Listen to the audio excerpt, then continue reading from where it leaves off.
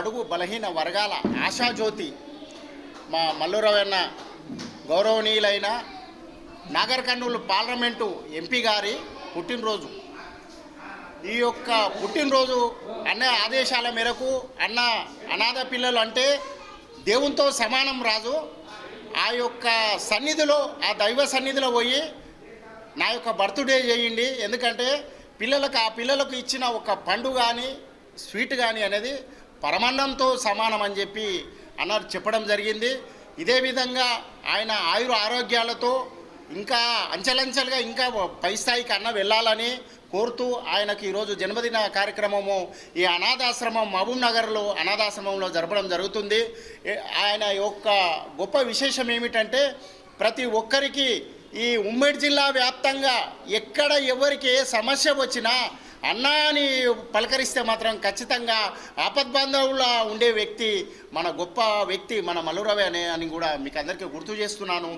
ఆయన ఈ అనాథాశ్రమంల పైన కూడా కాన్సన్ట్రేషన్ చేస్తున్నాడు.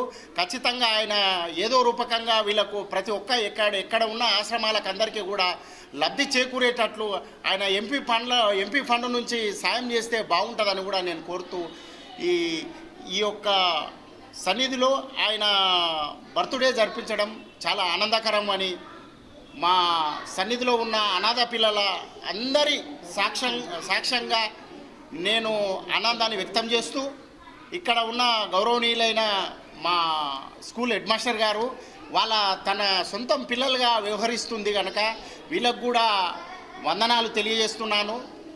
ఈ యొక్క